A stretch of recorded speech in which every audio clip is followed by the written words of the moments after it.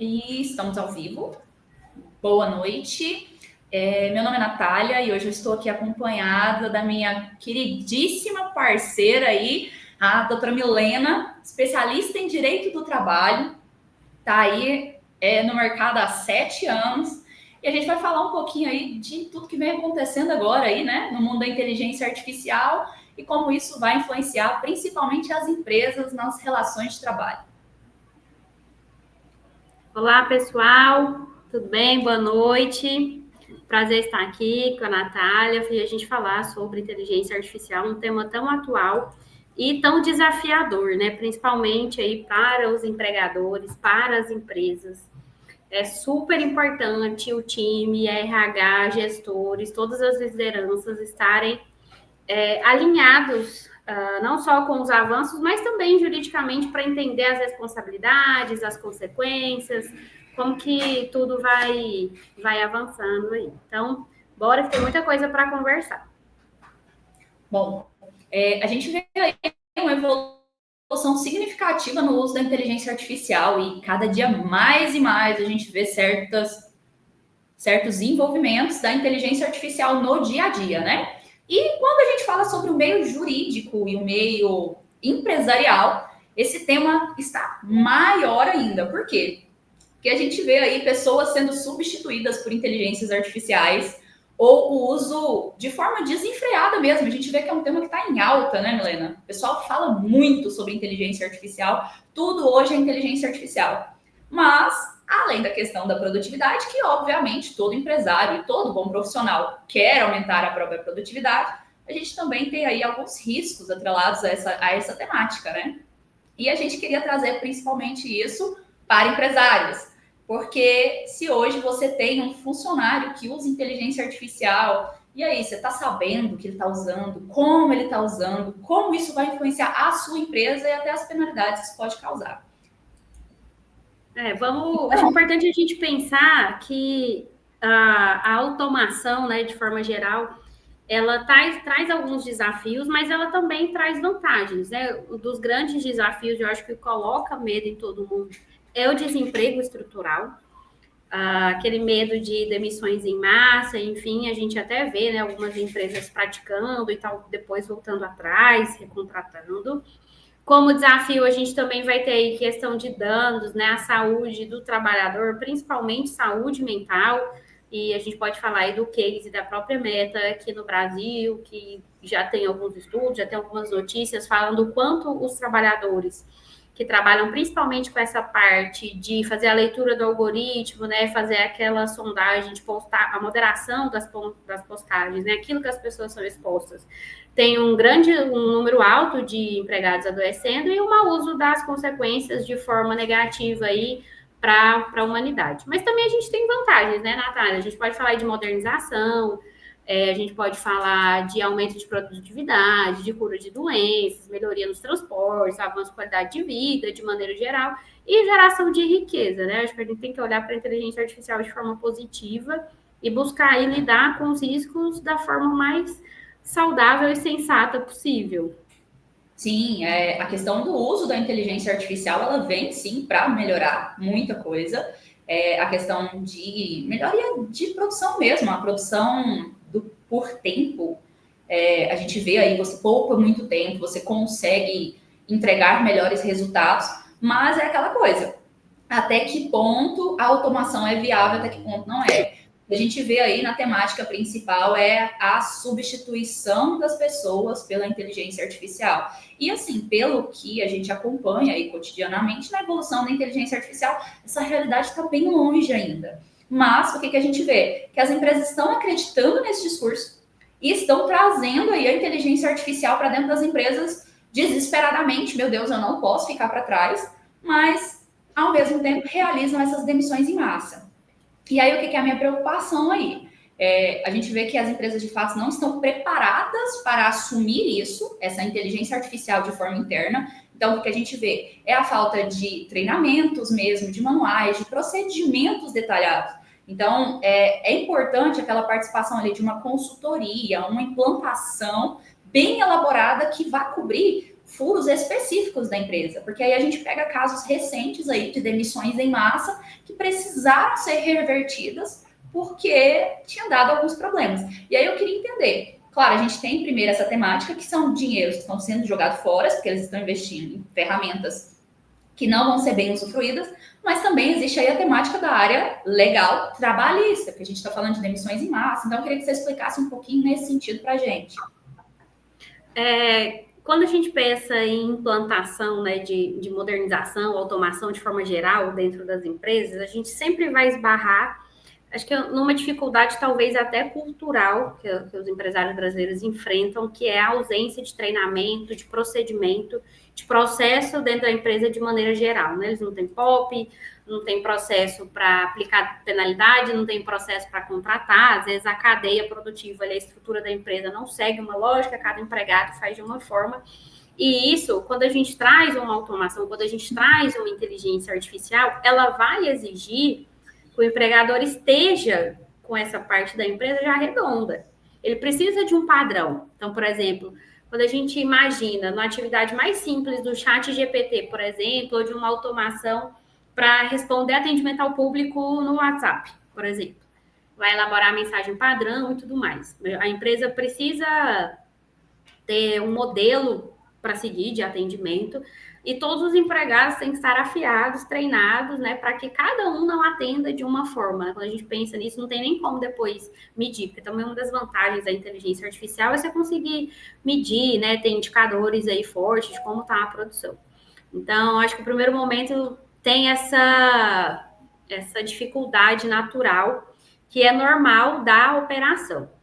E aí, qual que é a outra dificuldade, talvez a primeira que a gente esbarra? É a ausência de qualquer previsão em contrato de trabalho, ou para usar, ou para ter treinamento, ou para como usar, porque os contratos de trabalho, de maneira geral, eles são muito secos, vamos assim dizer, né? É aquele modelo pronto ali da contabilidade que não entende a realidade da empresa, que não entende a atividade, que não esmiuça cada cargo, cada função. E aí você traz uma nova ferramenta que muitas vezes vai trazer grandes responsabilidades, né? Antes a gente estava conversando em preparação para a live, você trouxe um case aí que estava fazendo uma simulação, né, numa IA, e aí teve um vazamento de dados. Então, se o seu contrato, de maneira simples, por exemplo, não prevê que o empregado ele vai ser responsabilizado ali pelos danos e prejuízos que ele causa à empresa, como é que você vai reverter uma situação dessa, por exemplo, se a empresa for processada, se alguém exigir uma indenização, se for um dado sensível, vazado, se a gente estiver falando de uma inteligência artificial aplicada em hospital, por exemplo, fazer gestão de alguma coisa nesse sentido, né? Então, entendo que a necessidade do processo, do procedimento e de regulamentação, né? Agora, quando a gente pensa em demissões em massa, como você colocou, a gente tem que ter muito cuidado. Acho que talvez empresas, vamos dizer assim, que trabalham mais com processo, com produção, com manipulação de equipamento, pessoal muito do agro, às vezes a gente sente isso mais forte, né?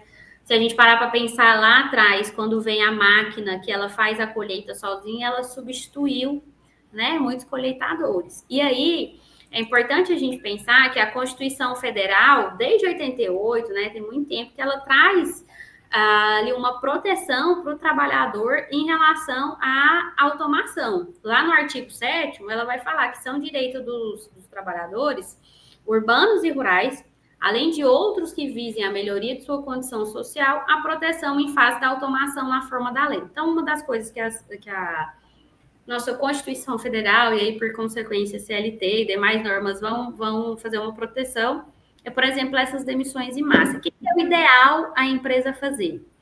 Vamos pensar assim, doutora, entendi que tem uma ferramenta aqui, que tem uma IA que ela vai substituir, por exemplo, um setor da minha empresa.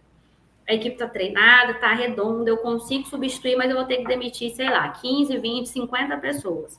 Qual que é a melhor forma, talvez, de eu fazer isso?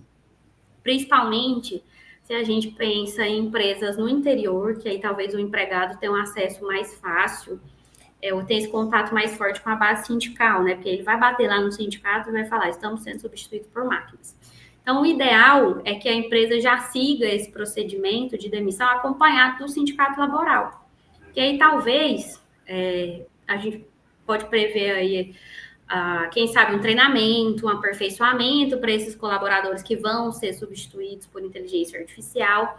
E aí a gente também é bom fazer um parênteses aqui, né, Natália, que não é só eliminação de empregos. Do mesmo jeito que eu vou eliminar empregos que são mais manuais, talvez, né, quando a gente pensa em máquina, alguma coisa mais procedimental, você também vai estar criando empregos na outra ponta, né? Mas aí eu tô, obviamente, que tem uma diferença muito grande, que eu vou falar de encerramento de trabalho braçal, que exige menos conhecimento, menos técnica, e aí eu vou falar da criação de um emprego mais formal, mais técnico, que vai exigir um nível de formação maior que talvez esse empregado que estava aqui não tem.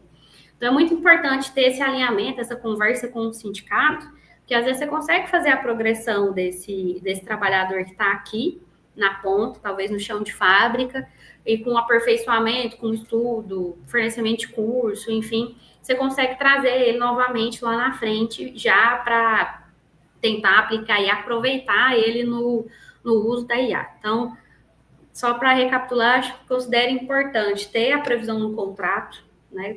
Todas as alterações, costumo falar, mesmo que você entenda que não seja legal você ter aquele registro, depois lá na frente, se tem uma ação trabalhista, a gente filtra que a gente vai colocar ou não. Mas é importante a gente ter todo esse histórico e esse passo a passo do empregado registrado. Então, eu comecei a trabalhar como inteligência artificial, por exemplo, eu cuidava do WhatsApp, aí agora eu vou cuidar de uma IA, eu vou ter acesso a uma base de dados gigante. Tá, como é que eu vou tratar esses dados? Como é que está a LGPD na empresa? Eu preciso entender esse tratamento de dados. Eu estou falando, talvez, de dados pessoais, talvez eu vou trabalhar com dados sensíveis, dados que a legislação vai falar que não podem ser divulgados.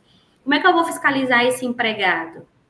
Como é que é? Eu vou fornecer o equipamento e aí o empregado ele vai ter acesso a esses dados da casa dele? Ele vai trabalhar remoto? Como é que é isso? E o sigilo? Então, são questões que, à medida que a relação de trabalho vai avançando, vai surgindo, né? E a gente vai adaptando. Mas, de maneira geral, é registrar tudo, né? Todas as alterações, aditivar o contrato. Eu entendo que é uma forma mais segura e, havendo demissão considerável e de empregados, chamar o sindicato laboral para conversa, até para evitar futuras ações, evitar passivo, enfim, acho que dá para caminhar nesse sentido.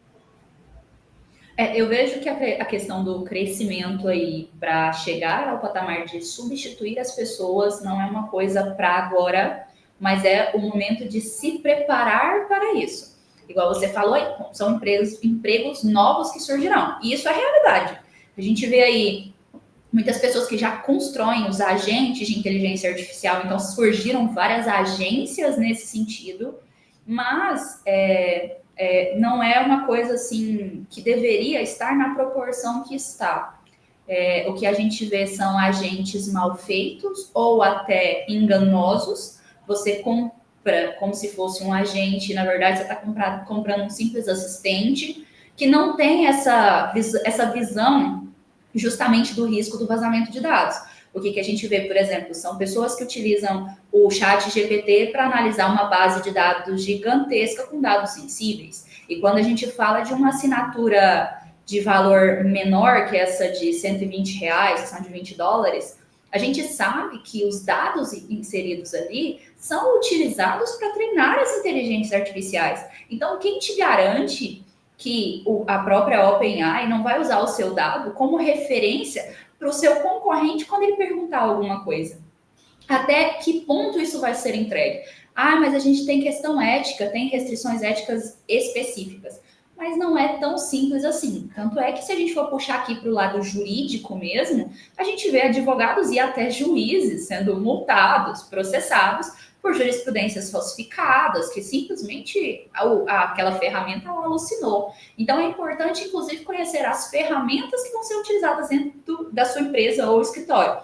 O que eu vejo as empresas elas estão preocupadas com eu quero aumentar a produtividade, mas não pode ser a qualquer custo, porque lá na frente a conta chega. E quando a gente fala de penalidades da LGPD, por exemplo, a gente está falando de multas milionárias, já que a gente está falando de um faturamento anual. Então, assim, é um risco que não vale a pena correr. É importante conhecer. Existem muitas ferramentas no mercado, muitas mesmo. A gente tem aí mais conhecidas, pelo menos 4 mil modelos diferentes. Então, é um número muito grande e isso vai afetar a forma como cada empresa está usando ali internamente. Então, quando a gente fala de segurança, qual é a ferramenta que tem uma base de dados mais segura? Então, você precisa conhecer até essas ferramentas que têm esses possíveis vazamentos de dados, tem as assinaturas que são mais seguras. Então, a gente tem, o GPT tem uma assinatura corporativa que usa uma base de dados específicas, a gente tem o Cloud aí, que também tem uma certa segurança, já que ele usa uma base de dados conhecida por ser extremamente segura, sem risco de vazamento, mas tudo isso é importante ser analisado. E aí, quando você joga um tema como esse em alta e meio que obriga que todas as pessoas usem, porque você precisa usar a todo custo, você faz com que funcionários sem preparação, sem treinamento e sem esse conhecimento entrem em uma ferramenta aleatória. Vamos lá, uma pessoa da área de contabilidade vai lá e joga toda a informação de faturamento da sua empresa em uma ferramenta que pode vazar isso depois.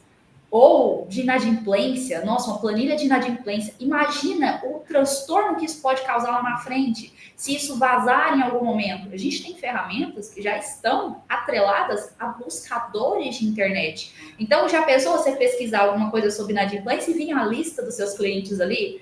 É uma exposição muito grande e existe esse risco. E aí a gente fala de penalidades absurdas. E aí? Até que ponto a empresa vai responder? E até que ponto o funcionário vai responder? Porque a empresa tinha conhecimento do uso da ferramenta, ela forneceu essa ferramenta, ela não forneceu, mas ela cobrou, ela exigiu que começasse a utilizar. Eu não dei a assinatura, mas eu falei para minha equipe que se eles trouxessem ferramentas inovadoras, eles teriam um bônus. É um discurso que a gente vê muito hoje, né? E aí é perigoso, e até que ponto você está resguardado nisso? Então, às vezes é interessante, já que querem estar evoluídos aí na inteligência artificial, trazer uma ferramenta segura e se preparar para isso. E eu vejo que isso falta muito. Eu quero ir até um pouquinho além, lá no começo da sua fala, quando você falou de ética. Quando a gente estuda um pouquinho sobre geopolítica, política internacional, é importante a gente lembrar que existe um lado do globo que está preocupado com ética, quando a gente pensa em inteligência artificial, e tem um lado do globo, isso aqui sem política, sem partidarismo, enfim, que não está preocupado com ética no uso da inteligência artificial. Tanto é que existe um tratado, né, de grandes pessoas aí, cabeças de grandes empresas, assinaram um tratado para falar assim, vamos dar uma segurada na evolução da inteligência artificial, vamos entender os impactos, vamos pensar na ética, para a gente continuar evoluindo. Então, se você usa uma ferramenta, por exemplo, que é de uma dessas empresas que não está muito ligado, não está muito interessado na parte ética, você vai ter um vazamento não só aqui, mas em qualquer lugar do mundo, né? E aí, talvez um treinamento simples, por exemplo, você pode falar melhor sobre isso, seria, dá para usar a ferramenta no modo anônimo? Se eu usar no modo anônimo, eu vou estar protegido, por exemplo, da IA usar os meus dados para se aperfeiçoar. Vou usar o exemplo que a gente vê muito, e tivemos um caso emblemático aqui no TRT de Goiás, Justiça do Trabalho. A gente teve um acordo um dia, se eu não me engano, de 80 e poucas páginas, que o desembargador, ele se debruçou sobre as 34 jurisprudências que o advogado juntou nessa alucinação da inteligência artificial. E aí a alucinação, né, para quem não sabe, é quando a IA, se ela não tem aquela ferramenta, aquela informação, e ela pediu para você, ela vai criar. Então, se eu preciso de uma jurisprudência que seja ideal para o caso, para a defesa que eu estou fazendo, né, o entendimento ali majoritário daquele tribunal, a inteligência artificial ela vai criar, ela vai inventar isso, mas para isso ela tem uma base de dados, então ela vai trazer número de processo, ela vai juntar número de processo e ela vai indicar um processo que não existe, ela vai trazer nome de julgadores, nome de ministro, nome de desembargador para alucinar, né, ter uma lógica dentro da alucinação dela. E aí teve uma penalização para o colega advogado, o CNJ, se eu não me engano, já tem alguns provimentos para a gente se proteger em relação a isso, né? Mas eu vejo assim, acho que bate novamente na parte do processo e do procedimento. Tá, você quer que o seu time traga ferramentas inovadoras. Então, não é só eu levar e apresentar, falar assim, olha, galera, descobri aqui essa ferramenta, essa página, que ela vai me dar dados de pessoas que têm o perfil do nosso público. Que a gente sabe que tem muita gente que vende esses dados, né? CPF, número de telefone e tudo mais, é possível você comprar. Então, tem certas atividades que, inclusive, que por questões éticas, o Código de Ética proíbe a compra dessas informações, né? Então, a sua atividade, a empresa que você trabalha pode lidar com isso? Tá, ok. E aí, você vai lá estudar a ferramenta. Então, vou trazer alguém, vou entrar em contato com a ferramenta, falar assim, olha, é possível, estou com a equipe aqui, assim, vocês conseguem dar um treinamento? Como é que a gente usa? Como que é a maneira mais adequada? Aí você vai exigir do colaborador fazer o treinamento, né? Aí você vai dar o treinamento, tá? A partir disso, qual que é o risco jurídico que a gente tem dessa ferramenta? Você trouxe um belo exemplo, escritório de contabilidade. Ele vai jogar o faturamento de uma empresa ali, ele vai jogar um cadastro de inadimplente. Olha o quanto vazamento disso é sério e repercute na vida de uma pessoa. Quanto que isso pode virar uma questão negativa. Aí meu contrato de trabalho prevê que eu posso cobrar prejuízo do meu colaborador? Sim ou não? Se não, já fica difícil. Quem vai responder? A empresa. Às vezes a empresa responde, mas se ela tem essa previsão no contrato, ela pode entrar com uma ação de regresso, né? E no começo, a ação de regresso, para quem não sabe, eu respondi inicialmente por um dano e depois eu vou cobrar daquele que eu entendo que é o responsável, me ressarcir por esse valor. Entendo que nesse momento é tudo experimental, né? É tudo assim, ninguém sabe como vai ficar. A gente está vivendo e está se adaptando, né? Mas a gente consegue fazer isso se blindando de maneira jurídica mais segura. Então, eu vou sentar com o time do jurídico, porque o jurídico não é só para barrar, né, as ideias. Talvez o empregador ele tenha um perfil mais criativo, mais inovador. Ele vai falar, mas o jurídico barra o que eu trago. Mas é porque existe um porquê do jurídico barrar tudo que você traz. Né? Você falando até sobre a questão do treinamento, o que a gente vê é a necessidade, vamos lá, do procedimento de novo, porque a empresa precisa documentar que isso foi feito, para ter embasamento para cobrar, né? Então, e aí? Estão entregando um termo ali, ó, de participação, de obrigatoriedade nessa participação, isso está acontecendo? Então, quando a gente fala do procedimento, a gente não está falando só do uso da IA em si, né? Mas tudo que está envolvida com ela. Então, o treinamento do time está acontecendo? Tá. E aí? Vocês fizeram uma questão ética e legal e até uso intelectual mesmo, propriedade intelectual, o que é, o que não é, o que pode, o que não pode. A gente teve a questão do Estúdio Ghibli lá, que foi uma coisa muito complicada. Até que ponto aquilo ali fere direitos autorais ou não. Então, tudo isso é muito abrangente e traz uma problemática bem séria, que é o procedimento não é do uso, mas sim do todo. O procedimento precisa ser do acontecimento de eu decidi ter uma inteligência artificial. Ok. Para quê? Para quem? Quanto tempo? Como? Tudo. E quem vai ser o responsável por isso? Aí a questão de criar um novo cargo. Quem vai ser o fiscalizador disso? O seu gestor tem que estar por dentro disso. O seu TI pode colocar restrições nas máquinas para que os funcionários dentro da empresa não acessem uma inteligência artificial que não é permitida. Então, o que você está fazendo para evitar isso, né? Eu acho interessante que até para penalizar um empregado, por exemplo, que ele usou IA de forma errada e trouxe um prejuízo, sei lá, talvez fechou uma venda de maneira errada, aplicou um desconto indevido e você precisa cancelar essa venda e ele fez isso através da inteligência artificial. Vamos trazer um exemplo aqui. Você treinou esse colaborador para usar essa inteligência para fazer esse processo de venda? Você ensinou ele como é que você entende que deve ser vendido? Porque se você não ensinou, não tem nem como você cobrar. Né? Porque vamos resgatar aqui, tem muita gente que quer criatividade. Vamos trazer novas ferramentas. Eu trouxe uma nova ferramenta, mas ninguém sabe como usa. E aí? Como é que eu vou cobrar? Até para você cobrar, você precisa saber, né? Que é aquele conselho de mãe, assim. Você tem que saber fazer para você querer que alguém faça para você, pra você saber o que você está exigindo, o que você está pedindo. Então, essa questão da responsabilidade é muito importante. Criação de novo cargo, tem que estar tudo muito delimitado. Questão de salário, tem que ser tudo muito bem definido para você não criar um cargo muito parecido com o outro e ter uma diferença de salário para não virar uma equiparação salarial, porque no final das contas você faz a mesma coisa que outro colaborador, talvez a coisa está mudando é a ferramenta. Vai ter meta? Como é que você vai medir isso? Né? Tudo isso precisa passar ali pelo gestor, precisa passar pelas lideranças para entender quando e como aplicar uma inteligência artificial. Por exemplo, eu estou produzindo, vou trazer uma IA aqui para auxiliar na produção, sei lá, você produz um produto, uma máquina, alguma coisa. Você usou errado ali, deu um comando errado, e aí, dependendo do que você está produzindo, você vai ter um prejuízo milionário. E aí, a responsabilidade é de quem? Como é que você vai cobrar do colaborador? E agora? Isso volta?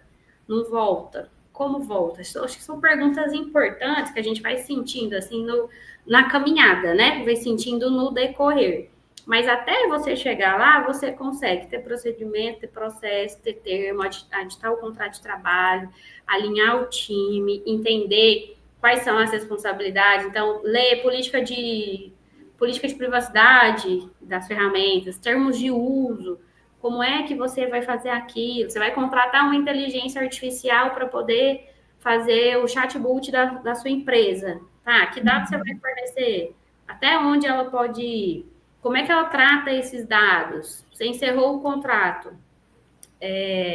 Ela fica com esses dados armazenados, são dados dos seus clientes. Ela vai vender esses dados desses clientes para outras pessoas. Da mesma forma, pensando isso para o colaborador quando ele sair. Você falou muito bem de propriedade intelectual. Às vezes, talvez você está com uma equipe que é muito criativa e consegue desenvolver uma IA, por exemplo. Você está pensando desenvolver, não, mas não desenvolvi uma inteligência artificial, mas eu desenvolvi um assistente bacana.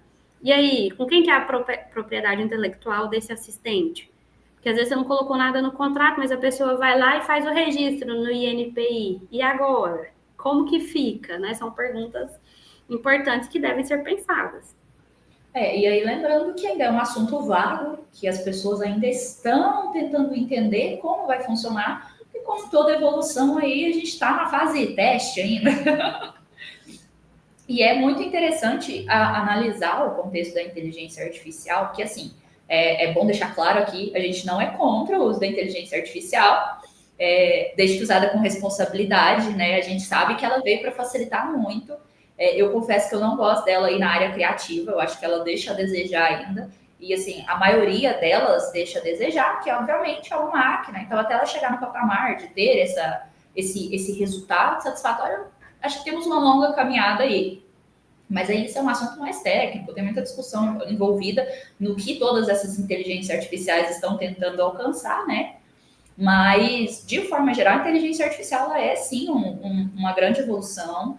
Eu acredito que da mesma forma que as pessoas que não acreditaram lá no lançamento dos computadores, lá nos anos 2000, as pessoas que não seguirem agora esse caminho vão ficar ultrapassadas. Mas claro que a gente tem pontos aí que são alucinações nossas, e não mais das máquinas, da mesma forma que a gente teve na criação dos carros voadores, que nunca aconteceram. Então, não, os computadores não vão tomar conta de tudo, a gente não vai ter uma guerra das máquinas aí como Exterminador do Futuro tão cedo, mas as pessoas elas têm também esse receio, a gente vê um certo medo atrelado à evolução da inteligência artificial. Eu acho que não, acho que precisa sim ter um checklist, principalmente quando a gente fala de empresários, gestores, chefes mesmo, eles precisam ter aí um checklist para entender como usar, quando usar. Eu acho que é importante, tanto especialistas na área de inteligência artificial, e aí não estou dizendo que precisa ser aquele especialista na área científica mesmo. Existem áreas diferentes da inteligência artificial. Se o seu interesse não é ser um programador e construir uma inteligência artificial, você não precisa desse cara. Você vai precisar de uma pessoa que entenda do uso prático mesmo. E eu entendo da necessidade de um jurídico preparado para isso, porque realmente ele vai influenciar de forma absurda na relação de trabalho, ele vai influenciar. Eu até falei sobre a questão das demissões em massa, porque é um assunto que está em alta. A gente vê não só no Brasil, mas fora. O Vale do Silício demitiu várias pessoas. E assim, eu entendo que é uma aposta perigosa, eu realmente entendo que é uma aposta perigosa e que já está trazendo resultados aí, infelizmente, negativos para essas empresas, porque a inteligência artificial ela vem como um superpoder para a gente, ela vem para a gente utilizar e ter uma entrega, um resultado satisfatório, mas não para substituir, não entendo que seria esse o momento, não acho que seja. E o outro ponto é a questão do desperdício de dinheiro.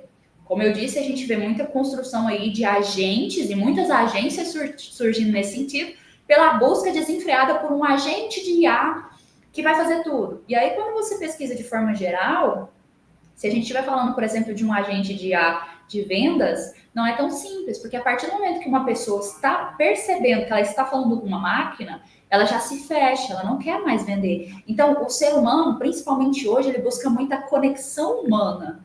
E aí, quando você investe nesse tipo de coisa, sem entender a necessidade do seu cliente, você está jogando dinheiro fora. E aí, quando a gente faz pesquisas aprofundadas aí nessa temática, a gente acha números absurdos. Hoje, 40% dos valores investidos em inteligência artificial estão sendo desperdiçados.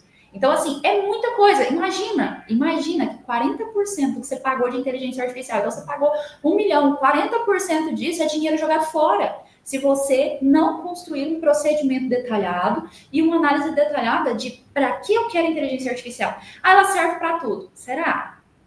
Como eu disse, a questão criativa ela não funciona. Na temática jurídica, ela vai funcionar até um certo ponto. Então, os advogados querem ajuda para peticionar, tudo bem. A gente tem ferramentas que vão ser excelentes para a busca de jurisprudências. A gente tem aí o Perplexity, que tomou conta, e ele promete que ele vai substituir o Google. Então, beleza. Mas aí é uma ferramenta específica. É uma ferramenta específica para buscar jurisprudências. Eu quero uma para escrita. Que ferramenta vai ser boa para escrita? Então, você tem que buscar isso. E nem sempre elas são a mesma ferramenta. Então, eu vou comprar mais cara. E daí? Nem sempre ela vai ser a melhor. Não, e assim, a gente... Essa é a visão das pessoas. Tipo, não, esse é mais caro, então ele é ótimo. Será? Não é tão assim, sabe? Quando a gente pega a evolução dos últimos... Que a inteligência artificial, ela bombou agora, mas ela é uma coisa antiga. Quando você pega ferramentas boas que surgiram primeiro, a gente tem o Claude. E o Claude ficou no top, no ranking, por muito tempo até ser desbancado por outro. Então, ele foi um dos primeiros, e aí os outros, atualização, mesmo assim, toda vez que o Claude entrava, ele batia nos outros. E não é uma ferramenta que é cara, absurdamente cara, sabe? E aí a gente tem outras ferramentas aí que prometem muito, mas não entregam tanto assim. Temos, sabe, que vão falar, eu sou o melhor do mercado, eu cheguei no nível hard aqui e o meu pensamento profundo se destacou. Igual a gente teve a evolução aí do DeepSeek, que trouxe um pensamento aprofundado, que fez todas as outras quererem investir na mesma coisa. Não, vamos todo mundo para esse lado. Então, todas as outras ferramentas lançaram. Mas aí, vem um estudo recente e diz o quê? Você sabia que se a inteligência artificial raciocinar por muito tempo, pensar por muito tempo e explicar o processo que ela fez, ela fica mais idiota? E aí, então, até que ponto a pesquisa, o pensamento aprofundado compensa? Será que vale eu ter uma ferramenta nesse sentido? Me atende? Não atende?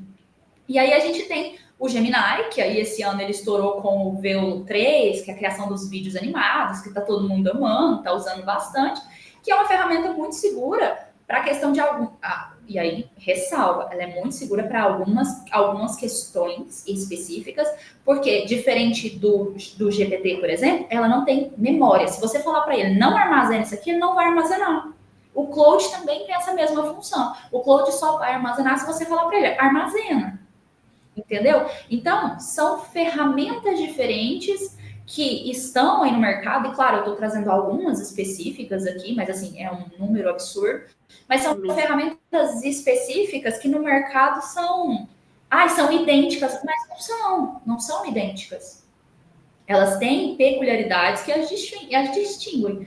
E às vezes, investir em mais de uma delas e testar internamente. sabe? E aí eu acho que é o ponto que faz sentido você ter o especialista ali para orientar todo esse fluxo. Um especialista em inteligência artificial que vai orientar esse fluxo interno. E aí hoje a gente tem muitas pessoas se preparando para isso no mercado, porque a gente está vendo essa onda vindo.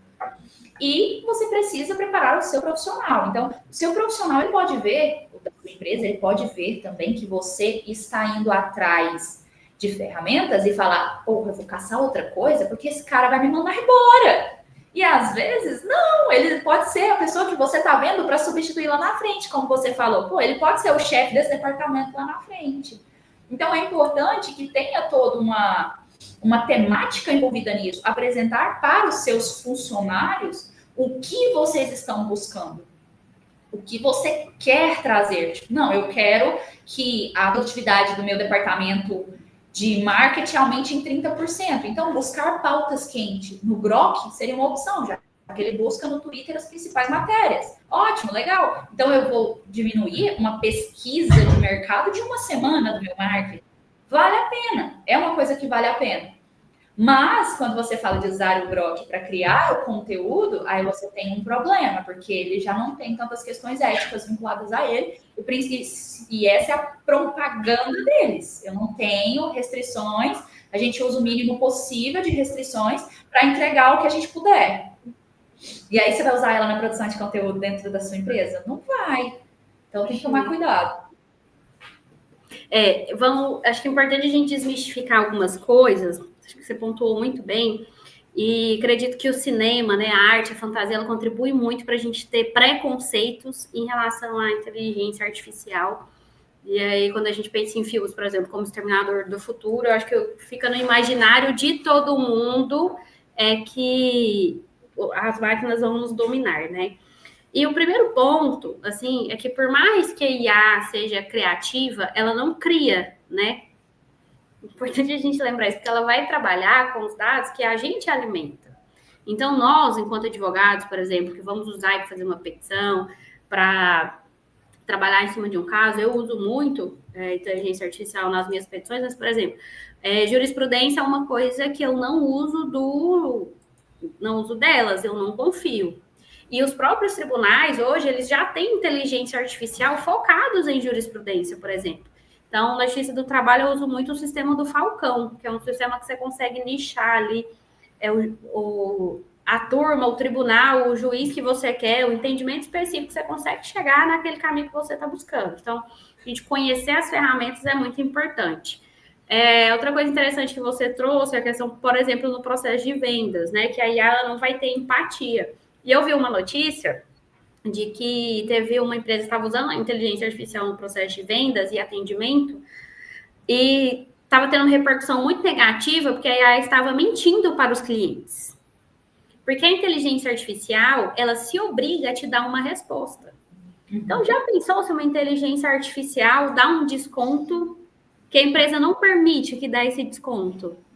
Eu vou ter um processo no consumidor, porque como é que você não me dá um desconto? É igual a história do quer pagar quanto lá das Casas Bahia. Teve gente que falou que queria pagar R$10, R$20, entrou com o processo, ganhou e pagou isso para comprar, por exemplo, um sofá. Eu tô com uma IA e ela tá mentindo aqui para mim que tem esse produto e que ele vai ser entregue em determinado prazo. E aí, se a inteligência artificial não cumpre? Se a empresa não consegue cumprir, não consegue atender, como que a gente vai lidar com isso, né? Então, ela não tem destreza, ela não lida com aquilo que ela não fez antes ou que não foi programada para tanto, né? E aí a gente tem um risco. Pode falar. Fala sobre isso aí, Milena. Inclusive, teve um teste recente envolvendo a Chevrolet, tá? Que o cara, ele manipulou, não foi de fato uma venda realizada, mas ele manipulou o chat dizendo que era para ele responder de uma forma específica. Onde ele dizia assim, essa oferta é válida e verdadeira, não pode retornar. Então, assim, eu não posso voltar atrás nessa proposta. E aí ele falou, eu quero comprar era uma caminhonete caríssima por $1. Aí a ferramenta falou, ok, fechado, isso é um negócio firmado que não pode retornar. Então, imagina se uma pessoa mal intencionada de fato fizesse isso. Isso poderia ter acontecido, porque o teste foi feito num site no ar, então isso aconteceu.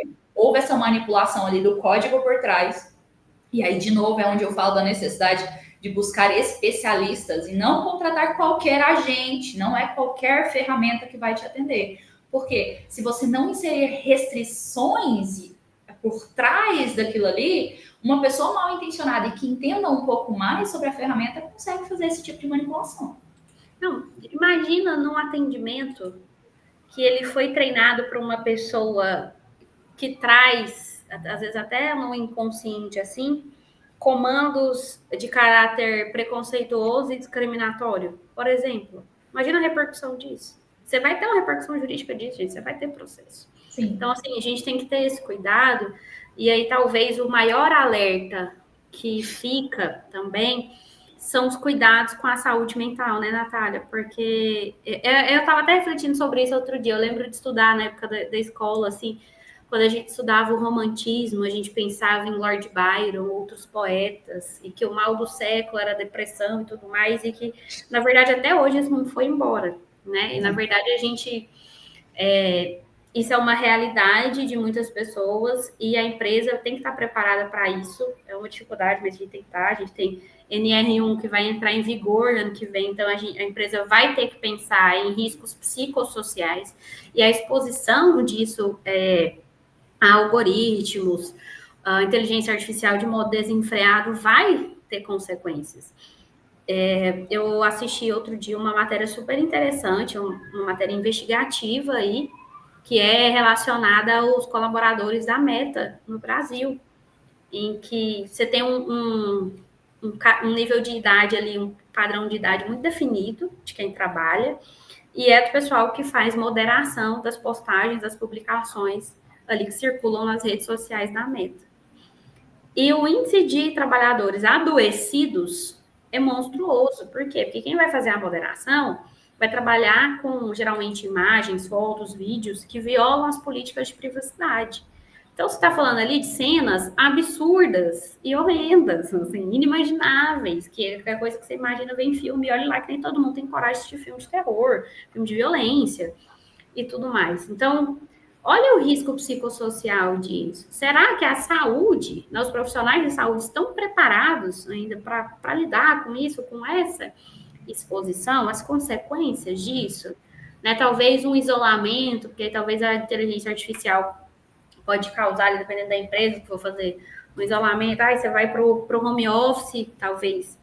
Né? Eu acho que eu não sei se você sentiu isso quando a gente vai trabalhar para o home, vai para o híbrido, assim, esse equilíbrio que é importante a gente ter, de ter contato com pessoas, de estar ali alinhado com a equipe, de como as coisas vão acontecer, tudo isso afeta, né? Tudo isso atravessa as relações de trabalho. E não são só coisa que é frescura, né? Coisa que nos adoece. Né? A gente tem burnout aí, tem a CID-11 em vigor, que é para falar de esgotamento profissional no trabalho, que é justamente a dificuldade que a gente tem de se desconectar, a dificuldade que a gente tem de se desligar, né? Como é que a inteligência artificial, como é que a gente vai regulamentar isso? E aí, quando a gente traz a inteligência artificial com o discurso de produtividade, maiores metas, a gente tem um excesso de cobrança. Então, a gente vê aí que o que adoece os nossos jovens de hoje, a famosa e criticada geração Z, é essa aceleração, porque o mundo está mais rápido. Quando a gente para, por qualquer motivo que seja, a gente se sente culpado. A gente que está acostumado com uma certa loucura aí, uma certa agitação, a gente fica mal acostumado. E aí a gente para e fica, eu me acostumei com isso, e não é uma coisa saudável. E eu vejo que a inteligência artificial, ela tende a incentivar ainda mais isso. Então, super metas, super cobranças, produtividade a todo custo. Então, eu entendo que isso vão ser cobranças que vão perdurar por muito tempo. Porque o discurso da produtividade é lindo, é aumento de produtividade.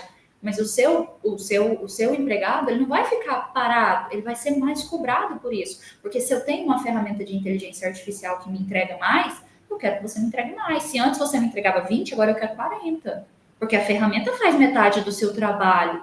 Então, a gente vai ver ainda esse discurso. Então, é um ponto preocupante, sim, é importante, principalmente com a a lei já em vigor, né, exigindo aí a preocupação das empresas com a saúde mental dos profissionais, até trazer esse tipo de avaliação para dentro da empresa na hora de implantar uma inteligência artificial. O quanto isso vai afetar a relação de trabalho da minha equipe e a questão psicológica dela. Então, sim, assim, quando a gente fala de inteligência artificial, a gente tem muita discussão atrelada. E de um lado eles levam para o lado do trabalho, né? Olha para você ver, ó, mais uma possível RT aí.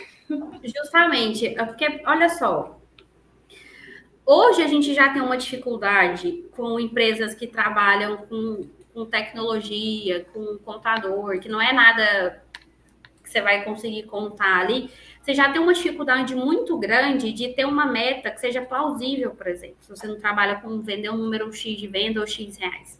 Você já tem uma meta ali que é inalcançável e aquela piadinha que você bate a meta e dobra a meta, você nunca alcança a meta, porque a meta por si só ela é inatingível. E aí o empregador ele vai criar uma expectativa, porque de um lado o cara só pensa assim, vou aumentar a produtividade, eu vou ganhar mais dinheiro, mas aí ele não pensa, talvez, em flexibilizar a jornada desse colaborador. Fala, não, meu amigo, então eu acho que dá para a gente diminuir, a gente está aumentando a produtividade aqui, está entregando, está rendendo, está entrando lucro para a empresa, será que a gente consegue diminuir sua jornada de trabalho? Será que eu não consigo colocar você num híbrido? Que contrapartida que o empregador ele vai oferecer? E aí, gente, a gente precisa lembrar que bonificar empregado não é entregar bombom, frasezinha no final de semana, né?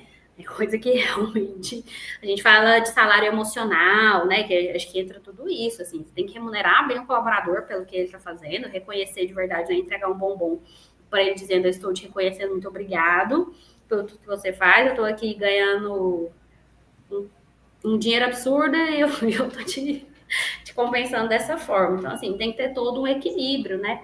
Como que a liderança vai saber cobrar isso? Volta em métrica, volta em procedimento.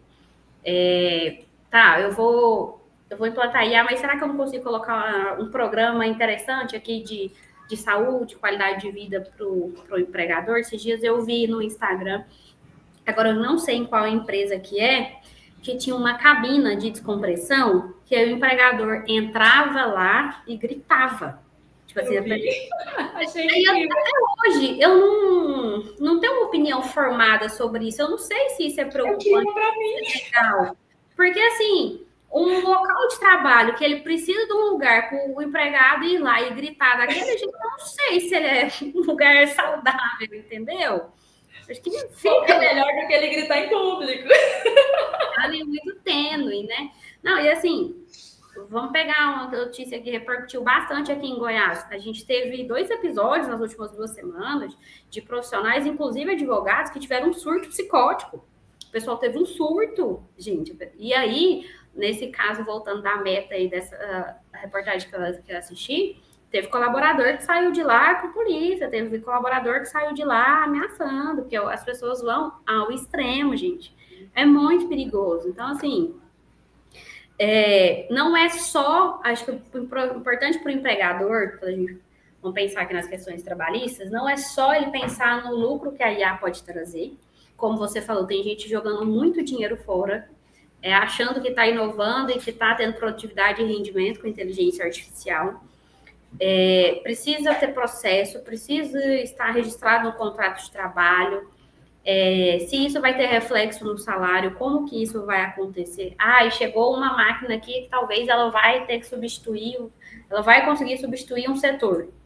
Tá, será que não é interessante eu chamar o sindicato laboral para entender como que a gente pode fazer a adaptabilidade desse empregado? E assim, a gente tem até alguns projetos de lei que estão parados, mas que prevêem uma garantia de renda aí para aqueles que forem diretamente afetados pela inteligência artificial, né? Porque o desemprego, por um lado, ele vai ser certo, como eu falei, talvez para uma mão de obra mais de processos mais automáticos, né? Mais repetitivos, talvez essa mão de obra aí vai sendo naturalmente substituída. A gente vê inteligência artificial auxiliando médico, fazendo cirurgia. Talvez você não vai precisar, dependendo do procedimento que você for fazer, ter um instrumentador cirúrgico do seu lado, que a IA vai ser uma máquina que vai fazer o papel do instrumentador.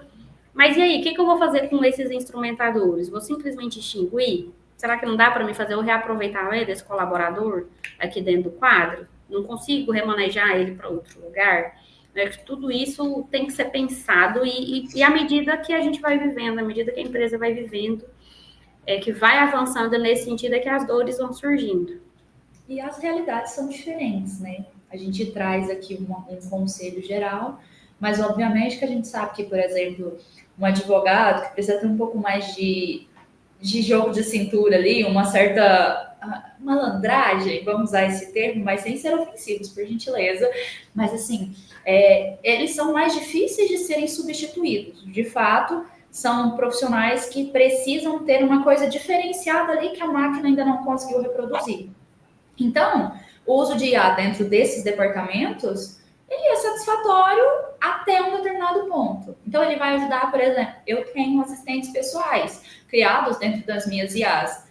Eles vão me ajudar no quê? Numa análise de um processo de 1.600 páginas para me trazer os pontos importantes. Então, eu posso subir o processo para esse assistente e falar, cara, me traz aqui a principal sentença nesse sentido, ou aonde esse advogado alegou tal coisa. Chega um ponto que os processos são muito grandes, principalmente quando a gente fala de um processo trabalhista, né? E às vezes o seu cliente está com pressa. Você vai explicar para a empresa que você não consegue analisar 100 processos em um dia. Como é que você vai explicar isso para ele? Então, às vezes, a IA vai te ajudar nessas questões. Mas tem pontos que a decisão é sua. Então, você vai pegar as principais informações daquele processo e atuar por conta própria. E o médico, igual você falou, o médico, a máquina ela vai conseguir fazer até um certo ponto. Mas será que ela vai estar preparada ali para uma situação atípica que pode acontecer numa mesa de cirurgia? Não, então às vezes é necessário que tenha uma pessoa ao lado. Claro que a gente já tem aí uma ferramenta cirúrgica onde o médico consegue usar robótica a quilômetros de distância, porque às vezes ele não consegue chegar naquele espaço o tempo que a vítima precisa. E aí essa ferramenta vai ajudar. Mas aí, de novo, olha só, o conhecimento do cara está por trás daquela máquina, é a especialidade dele que está ali, entende? Então, é uma situação muito atípica, claro, né? Não são todos esses cenários, mas de forma geral eu entendo que ela vai influenciar em cada setor de uma forma diferente. A gente vê aí o pessoal falando que logo eu não preciso de um programador mais, que foi uma profissão que explodiu na época do Covid e que tiveram salários elevadíssimos, porque tudo era tecnologia, então agora eu preciso de um programador. E aí é um profissional que hoje ele é caro para as empresas. Então, eu vou substituir porque eu tenho ferramentas aqui que programam sozinhas. Ótimo, a ferramenta ela programa sozinha, mas ela não vai achar as brechas de segurança. E aí a gente tem casos como o Pix de bilhões do Banco Central, que pode ser evitado com um programador por trás. A máquina, ela não tá acostumada com a malandragem do ser humano. Ela não foi treinada em cima disso. Então, a gente vê vídeos aí brincando, mas que são a realidade. Tipo, uma pessoa roubando uma coisa da mão de um robô e escondendo. Ele ainda não tem essa malandragem do ser humano. E eu não digo uma malandragem no mau sentido. Algumas situações sim, mas uma malandragem, assim, um jogo de cintura diferenciado. Saber resolver certas situações. Que a gente tem que lembrar que é uma máquina e ela raciocina, mas por meio de um sistema neural ali robotizado, entende? Acho que um exemplo interessante dessa malandragem que você está falando, talvez foi uma discussão muito feita na época que a gente teve os carros autônomos, né? Por quê? Porque no momento ali de um risco de acidente, o que a máquina não tem? Instinto de sobrevivência. Então, muitos testes foram feitos, né? Questão de segurança, se vai frear, quando freia, que distância, como é que está sendo feito, mas o carro, vamos pegar esse exemplo em específico, ele não tem instinto de sobrevivência. Então, assim, ele tem certas situações, ele pode ser mais seguro, porque, por exemplo, ele não vai estar sujeito a ter um motorista conduzindo ele embriagado, né? Mas dependendo de uma via, né? Aconteceu alguma coisa numa via, vem ali um animal, algumas situações nesse sentido, né? A máquina não tem esse feeling. Talvez acho que eu trocaria a palavra malandragem por feeling, né? Pode ser. Não tem esse feeling ali que nós vamos desenvolvendo e até pensando em ferramenta de evolução mesmo, né, gente? O ser humano vai se adaptando às situações e vários cenários vão surgindo, a máquina não consegue prever todos os cenários. E os cenários que ela prevê foram aqueles que a gente previu e ensinou ela a prever. Né? Então, a discussão, acho que bate muito nisso. A gente que a alimenta, né? A gente que vive e depois a alimenta. E vai chegar um ponto que vai se esgotar esse conteúdo. A inteligência artificial ela já não vai ter mais o que consumir. Inclusive, esse momento está próximo de chegar e vai existir a necessidade de produzir materiais... alguns materiais, assim... com possibilidades, né? Previsões que ainda não aconteceram, mas que podem acontecer. Então, simuladas mesmo, sabe? Então, seria um material que a gente imagina que possa acontecer e ensinar ela a reagir, sendo que a gente ainda não reagiu porque aquela situação específica ainda não aconteceu.